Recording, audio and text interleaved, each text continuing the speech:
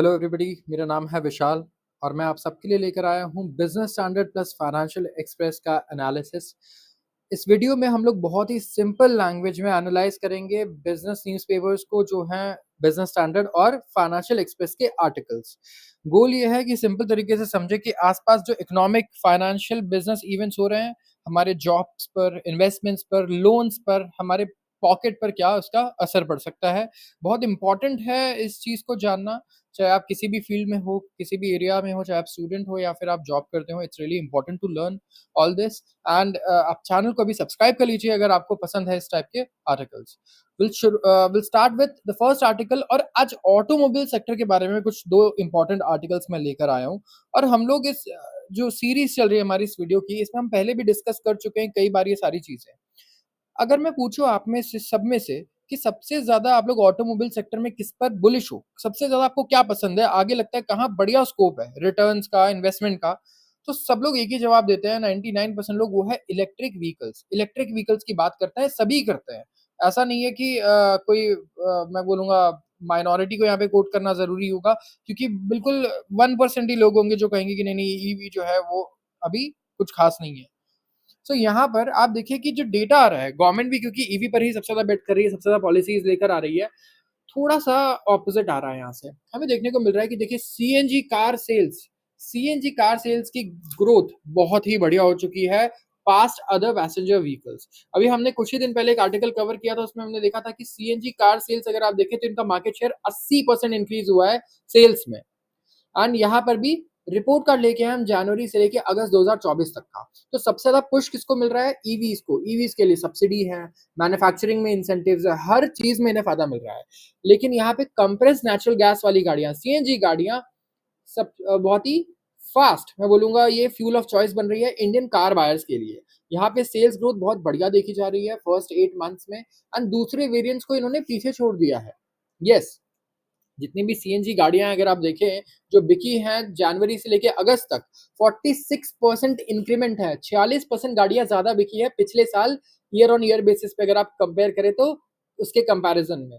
जहां पे पेट्रोल की गाड़ियां, इनमें डिक्लाइन देखने को मिला है 4.5% का। डीजल मॉडल पिकअप्स में ग्रोथ देखने को मिली है सिर्फ 5% की। तो सीएनजी ने सबको बहुत बड़े मार्जिन से यहाँ पर बीट कर दिया है।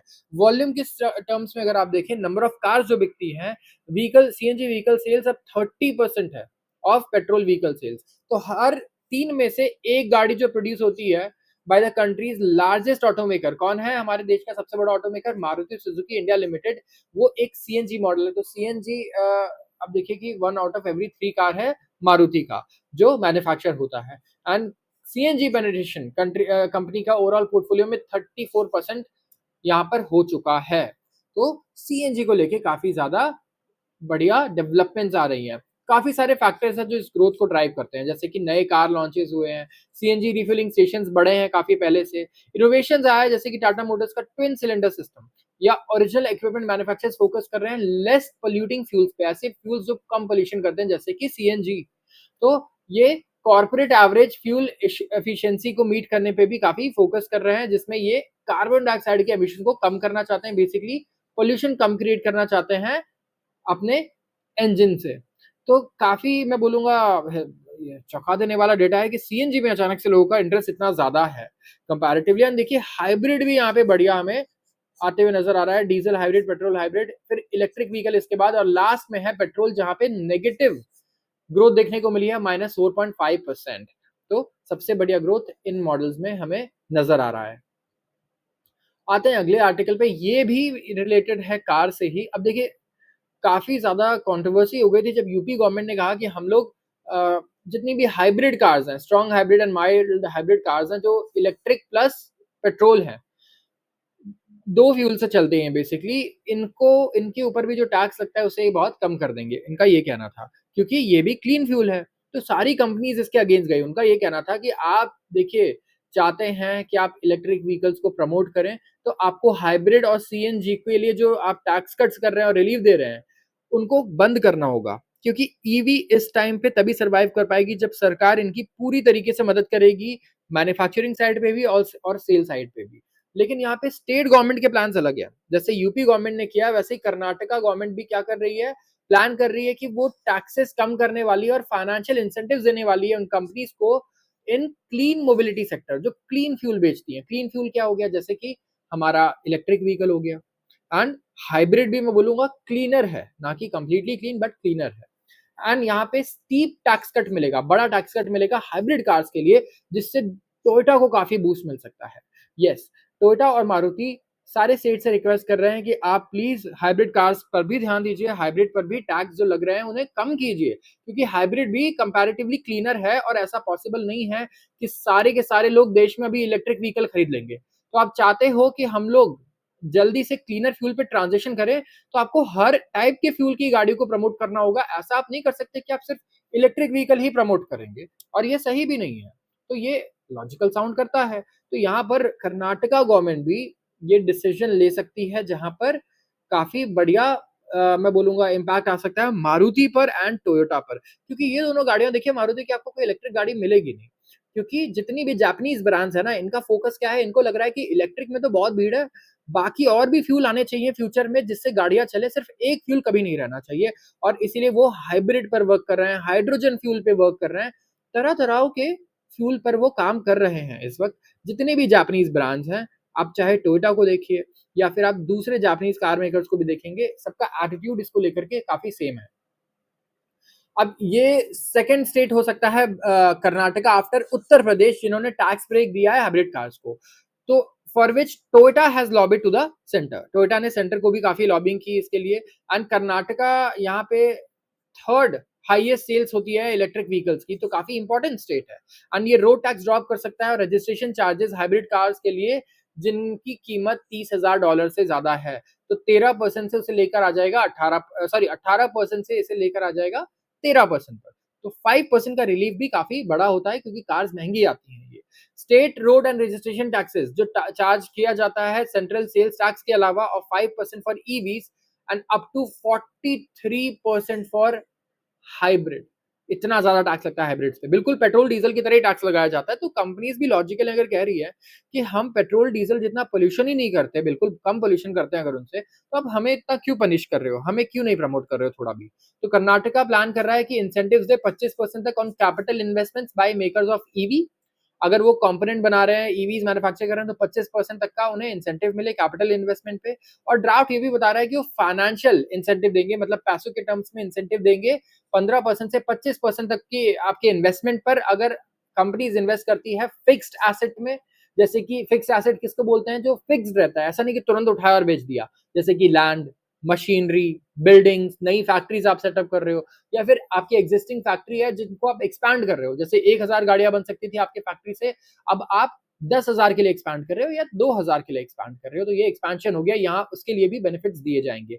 स्टेट चाहता है कि क्लीन मोबिलिटी और व्हीकल अडॉप्शन आए। तो हम क्या देख रहे हैं, देखिए जितनी भी स्टेट्स है ना हमारे इंडिया में, वो भी अलग से अपनी ग्रीन पॉलिसीज बना रही हैं, वो भी अलग से पॉलिसीज बना रही हैं ताकि कंपनीज आए वहां पे क्लीनर फ्यूल में इन्वेस्ट करे। तो सेंट्रल गवर्नमेंट की स्कीम्स तो है ही है, लेकिन स्टेट गवर्नमेंट्स अलग से काफी चीजें ऑफर कर रही है, जैसा कि चाइना में देखा गया। और सेंट्रल गवर्नमेंट चाहती है कि स्टेट्स compete करें एक दूसरे से when it comes to investment. ठीक है, और ऐसा ही होता हुआ हमें नजर भी आ रहा है। तो अच्छी पॉलिसीज जो स्टेट्स बना रहे हैं वहां पे कंपनी जरूर आएंगी, वी होप। चाइना में भी ऐसे ही देखा गया, इवन यूएस में भी देखा गया कि इलेक्ट्रिक कार मैन्युफैक्चरिंग के लिए काफी सारे टैक्स कट्स दिए गए स्टेट्स द्वारा। जो सेंट्रल से मिल रहे थे वो तो थे ही थे, प्लस स्टेट्स द्वारा भी काफी टैक्स कट्स दिए गए। आते हैं अगले आर्टिकल पे, एक एडिटोरियल है, labour market signals, India needs better quality jobs. अब राइटर ने यहाँ पे मेंशन किया है latest annual periodic labour force survey, PLFS report आई है जुलाई 2023 से जून 2024 तक की। सो पूरे एक साल की रिपोर्ट है जो इस वीक रिलीज की गई। और इन्होंने क्या दिखाया कि जो बेरोजगारी है इंडिया में, एम्प्लॉयमेंट का रेट है वो है 3.2%। जो लास्ट ईयर था सेम वही इस बार भी है। तो ना इसमें कोई रिडक्शन हुई है ना कोई इंक्रीमेंट भी हुई है। ओवरऑल जो लेबर फोर्स का पार्टिसिपेशन है अंडर यूजुअल स्टेटस, पर्सन जो 15 साल की अबव है एज में, एंड ये इंक्रीज हुआ है to a 7 year high of 60.1% compare to 49.8%। 2017-18 में 49.8% था, और अब ये इंक्रीज होकर के 60% हो चुका है। एंड काफी बड़ी बढ़त देखने को मिली है। अगर आप फीमेल के जेंडर कैटेगरी में देखें तो फीमेल LFPR लेबर फोर्स सर्वे जो हुआ है, तो यहाँ पे फीमेल के लिए भी इन्होंने डेटा निकाला, जहाँ पे रूरल और अर्बन को अगर आप कंबाइन कर दें तो ये 23.3% से बढ़कर आया है 41.7%। तो यहाँ बात हो रही है लेबर फोर्स पार्टिसिपेशन की। लेबर फोर्स पार्टिसिपेशन मतलब कितने लेबर फोर्स के लोग हैं जो एम्प्लॉयमेंट एक्टिविटी में, इकोनॉमिक एक्टिविटी में पार्टिसिपेट कर रहे हैं काम, पैसे कमाने के लिए। एंड 15 साल से ऊपर के लोगों में तो काफी इंक्रीमेंट आया है, अभी 60% हो गए हैं 49% से। महिलाओं के अगर आप देखें डेटा को, तो यहाँ पे भी 23.3% से अब बढ़कर ये आ चुका है 41.7%, काफी बढ़िया इंक्रीमेंट है। अगर मेल्स की बात करें तो ये था 78.8%। तो लेबर फोर्स पार्टिसिपेशन इंक्रीज हो रहा है, अनएम्प्लॉयमेंट जो है सेम है, तो ये सजेस्ट कर रहा है कि इकोनॉमी जॉब्स क्रिएट कर रही है। एंड नंबर ऑफ फैक्टर्स हैं जिसकी वजह से इंडिया का लेबर मार्केट अभी कंस्ट्रेंड है, नहीं उभर के नहीं आ पा रहा है, अपने पोटेंशियल को रियलाइज नहीं कर पा रहा है जितना पोटेंशियल है इसका। एम्प्लॉयमेंट जनरेशन भी बढ़ी है पहले से, क्वालिटी ऑफ एम्प्लॉयमेंट लेकिन अभी भी एक मैटर ऑफ कंसर्न है। फीमेल एम्प्लॉयमेंट रेट जैसे कि अगर आप देखें वो 2.9% था 2022-23 में, और बढ़कर हो गया 3.2% 2023-24 में। ये है अनएम्प्लॉयमेंट रेट, बेरोजगारी का रेट फीमेल्स के लिए। तो यहाँ पे हमें इंक्रीमेंट देखने को मिल रही है, बेरोजगारी महिलाओं में बढ़ी है। अगर आप इंक्रीज देखें इन लेबर पार्टिसिपेशन, तो ये काफी एनकरेजिंग है। रीसेंट स्टडीज दिखा रही हैं कि जो अपटिक आया है, अप ट्रेंड आया है, इंक्रीमेंट आया है महिलाओं के पार्टिसिपेशन में, ये डिस्ट्रेस लेड हो सकता है, डिस्ट्रेस की वजह से हो सकता है। मोर वुमेन, ज्यादा से ज्यादा औरतें अब लेबर फोर्स में इसलिए आ रही हैं क्योंकि वो अपने फैमिली इनकम को सपोर्ट करना चाहती हैं, और जो इनका शेयर है रेगुलर वेज एम्प्लॉयमेंट में, ये भी बहुत कम है। तो ओवरऑल सिर्फ 15.9% है। सेम टाइम पे अगर आप देखें शेयर ऑफ वुमेन जो एम्प्लॉयड है रेगुलर सैलरी जॉब्स में अर्बन इंडिया में, वहां पे भी नंबर्स डिक्लाइन हुए हैं फ्रॉम 50.8% टू 49.4%। तो इंडिया कंसिस्टेंटली विटनेस कर रहा है सेल्फ एम्प्लॉयमेंट की अगर देखें टर्म्स में, तो सेल्फ एम्प्लॉयड लोग इंडिया में काफी तेजी से बढ़ रहे हैं। सेल्फ एम्प्लॉयमेंट कौन से लोग हैं? जो खुद अपना काम कर रहे हैं, जैसे कोई फ्रीलांस कर रहा है अगर, राइट, इसके अलावा कोई अगर बिजनेस कर रहा है, तो करीब करीब अगर देखें हाफ, कंट्री के हाफ जो वर्कफोर्स हैं वो एम्प्लॉयड हैं on own account, workers and employers and helpers in house hold enterprises. करीब 58% वर्कर्स यूजुअल स्टेटस में जो थे वो सेल्फ एम्प्लॉयड ही थे 2023-24 में। 22-23 और 21-22 का डेटा देखें तो सेल्फ एम्प्लॉयमेंट रेट 57% और 55.8% था।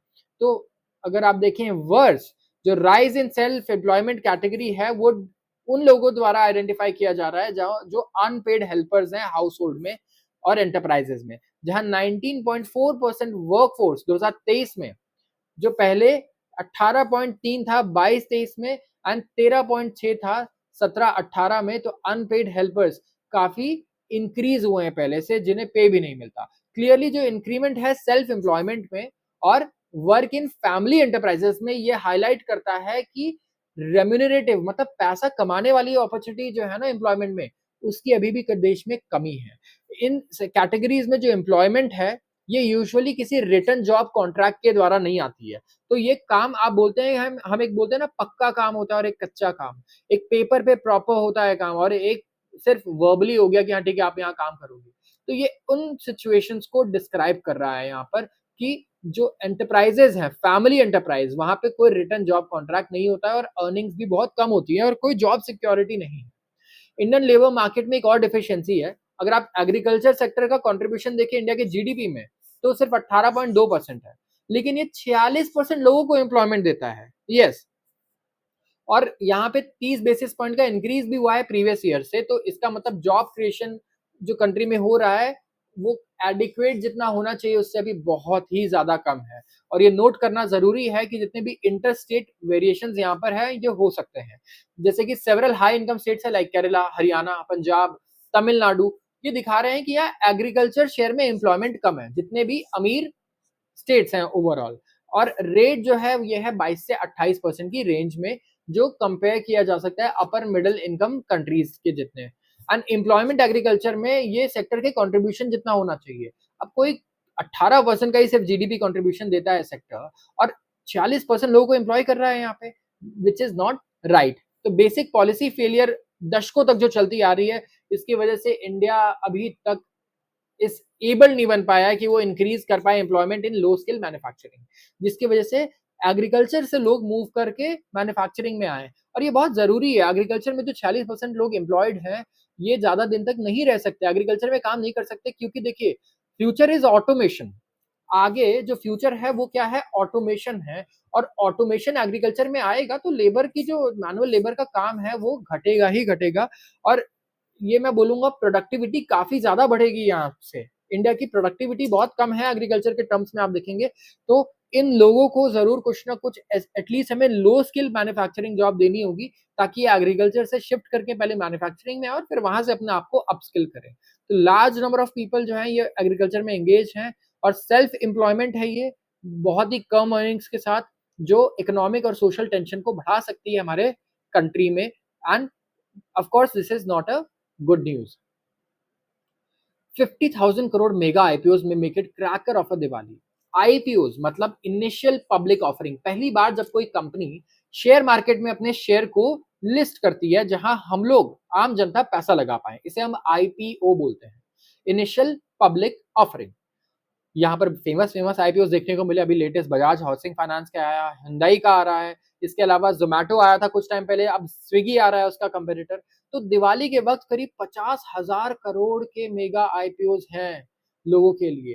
एंड काफी बड़ा यहाँ पे हमें देखने को मिल रहा है बैच आईपीओ का, जैसे Hyundai मोटर्स जो है अभी तक का देश का सबसे बड़ा आईपीओ लेकर आ रहा है, एंड 25,000 करोड़ का ये आईपीओ होने वाला है। Food delivery giant Swiggy 11,600 crore का आईपीओ लेके आ रहा है, और एनटीपीसी ग्रीन एनर्जी करीब करीब 10,000 करोड़ का आईपीओ लेकर आ रहा है। तो जितने भी आईपीओ हैं अगर सक्सेसफुली एग्जीक्यूट किए गए तो ये सीमेंट कर सकते हैं इंडिया की पोजीशन को, कि इंडिया एक ग्लोबल मार्केट पावर बने।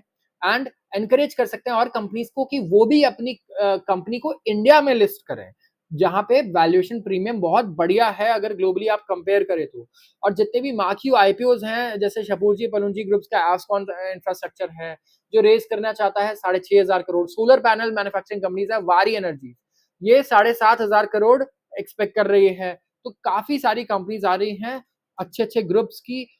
इनको क्योंकि बढ़िया प्रीमियम पे लिस्टिंग मिल रही है, तो बाकी लोग भी ये देख रहे हैं कि इंडिया उनकी कंपनी को बहुत अच्छी, ज्यादा बहुत कंपैरेटिवली बहुत अच्छी वैल्यू दे रहा है, तो वो भी इंडिया में आके जरूर लिस्ट करना चाहेंगे अपनी कंपनीज और इंडिया में काम करना चाहेंगे, राइट। सो लेट्स सी, आप बताइए कि आपको कोई अच्छा, अगर रिसेंटली बहुत अच्छा आईपीओ अलॉटमेंट मिला है, बिकॉज ज्यादातर लोगों को मैं देखता हूँ नहीं मिलता है, इंक्लूडिंग मी। आते हैं अगले आर्टिकल पे। एडिबल ऑयल प्राइसेस अब 5 to 10% में सी फर्दर हाइक्स। अब खाना बनाने वाला जो तेल हम यूज करते हैं खुद, यहाँ पे हम डिस्कस कर रहे थे कि गवर्नमेंट ने इंपोर्ट ड्यूटी बढ़ाई है, कुछ दिन पहले का ये आर्टिकल है, ये इंपोर्ट ड्यूटी बढ़ाई है सरकार ने, क्यों? क्योंकि जितने भी लोकल प्रोडक्शन है हम उन्हें प्रमोट करना चाहते हैं। उनको प्रमोट करने के लिए जरूरी है कि जो बाहर से इंडिया में डंप हो रहा है ना ये एडिबल ऑयल, उसको हम थोड़ा कंट्रोल करें, ताकि हमारे लोकल मैन्युफैक्चरर्स को हम बिल्कुल किल ना कर दें।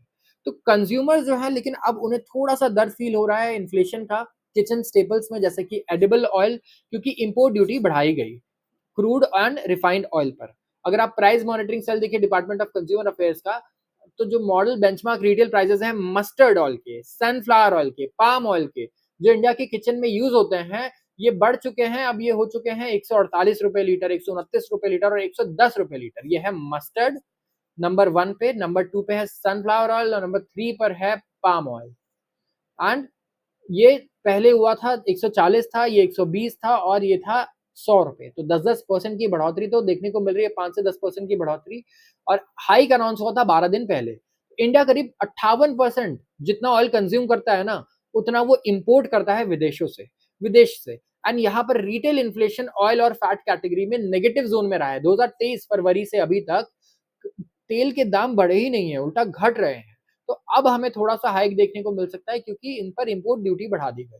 जो मंडी प्राइस है सोयाबीन और मस्टर्ड का, ये बढ़ चुका है, एमएसपी से ज्यादा हो चुका है लास्ट एक वीक में। और एडिबल ऑयल मैन्युफैक्चरर्स ये अब प्रोक्योर करेंगे डोमेस्टिक मार्केट से, ना कि इंपोर्ट करेंगे बाहर से। तो प्रॉब्लम क्या हो रही थी कि क्योंकि हमारे डोमेस्टिक मार्केट में ऑयल महंगा था, तो जैसे पाम ऑयल हर जगह यूज होता है, राइट। तो मैन्युफैक्चरर्स क्या कर रहे थे कि ये बाहर से इंपोर्ट कर ले रहे थे, उन्हें वो सस्ता पड़ रहा था, और इंडिया में जो खरीद रहे थे वो उन्हें महंगा पड़ रहा था। तो इसीलिए गवर्नमेंट को ये स्टेप उठाना पड़ा, ताकि हम जो लोकल प्रोड्यूसर्स हैं उन्हें थोड़ा बहुत सपोर्ट दे पाए एटलीस्ट। एंड उन्हें इतना हम मतलब मैं कहूँगा पॉलिसी के द्वारा सपोर्ट करें कि वो स्टैंड कर पाएँ against the foreign exporters. Government and companies एक चीज से डर रही हैं अभी भी, और वो है कंजम्पशन पर जो इम्पैक्ट पड़ सकता है, क्योंकि प्राइस हाइक अगर ज्यादा हो गया, प्राइस ज्यादा बढ़ गए, तो इससे कंजम्पशन हो सकता है कम हो जाए। एंड इसके वजह से ये प्रॉम्प्ट कर सकता है फूड मिनिस्ट्री को कि वो एडिबल ऑयल मेकर्स को कहे कि आप करंट प्राइस को मेंटेन कीजिए, दाम मत बढ़ाइए, ठीक है। एंड इस week solvent extractor association of India, जो एपेक्स बॉडी है, ये ऑयल मेकर्स का ग्रुप है, ये आप समझ लीजिए एक तरीके से। उन्होंने अपने मेंबर्स को कहा कि आप अभी अपने ओल्डर स्टॉक का दाम मत बढ़ाइए और रिटेल प्राइस को मेंटेन कीजिए, फेस्टिवल का सीजन है, डिमांड बहुत ज्यादा है। जो बफर स्टॉक है इनके पास ऑलरेडी जो पड़ा हुआ है मैन्युफैक्चर होके, ये करीब महीना या 1.5 महीना तक सफिशिएंट है डिमांड पूरी करने के लिए। तो कह रहे हैं कि पुराने स्टॉक पर दाम बिल्कुल मत बढ़ाइए, आपको दाम बढ़ाना है तो नए स्टॉक पे बढ़ाइए, पुराने स्टॉक का दाम जो 1 से 1.5 महीना चल सकता है उसे पुराने रेट पर दीजिए। हो सकता है कि कंज्यूमर्स नहीं तो डिमांड कम कर दे, कंजम्पशन कम कर दे ऑयल का। तो यहाँ पर इस तरीके से इसे मैनेज किया जा रहा है। तो रिसेंट इंक्रीज आया है मस्टर्ड ऑयल में, ये इसलिए आया क्योंकि ग्लोबल मार्केट जो है एडिबल ऑयल्स का, यहाँ पे कुछ चेंजेस हुए हैं। अदर ऑयल्स जैसे सोयाबीन, पाम ऑयल, इनके प्राइस बढ़े हैं क्योंकि डिमांड बढ़ा है, सप्लाई प्रॉब्लम्स भी थोड़ी क्रिएट हुई है क्योंकि लोग स्विच कर रहे हैं टू मस्टर्ड ऑयल, तो इसका दाम और ज्यादा तेजी से बढ़ जा रहा है। और फेस्टिवल सीजन जैसे जैसे आता है तो लोग मस्टर्ड ऑयल ज्यादा बाय करते हैं हेल्थ बेनिफिट्स के लिए, क्योंकि हेल्दी है as compare to other oil. And specifically यहाँ पे हाई डिमांड की वजह से इसीलिए मस्टर्ड ऑयल के दाम में तेजी ज्यादा देखने को मिल रही है।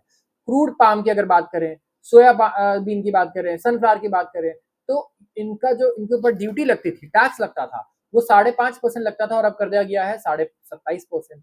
एडिबल ऑयल का अगर आप देखें तो 14.5% से ये हो चुका है 36%, 35.7% हो चुका है 13.75% से, तो करीब करीब 22% इंक्रीमेंट देखने को मिली है गवर्नमेंट द्वारा ऑयल के रेट्स पर। तो लेट्स सी कि दिवाली पर क्या कंपनीज बात मानती है गवर्नमेंट की और क्या रेट्स बढ़ाती है, अपने ऑयल प्राइसेस बढ़ाती हैं या नहीं। वी हैव टू सी, क्योंकि इसका पूरा बर्डन तो आम जनता पर ही आने वाला है। बिजनेसेस पर भी आ सकता है, ऐसा नहीं है। जितने भी होटल्स हैं और जितने भी मैं बोलूंगा अदर बिजनेसेस हैं जो यूज कर रहे हैं इन चीजों को, इनके प्रॉफिट मार्जिन पर जरूर फर्क पड़ेगा अगर इस तरीके से इसका दाम बढ़ता है तो। आज के लिए बस इतना ही। अगर आपको वीडियो पसंद आई हो तो जरूर इसे लाइक करें और चैनल को सब्सक्राइब करना बिल्कुल भी ना भूलें। आप सबका बहुत बहुत धन्यवाद।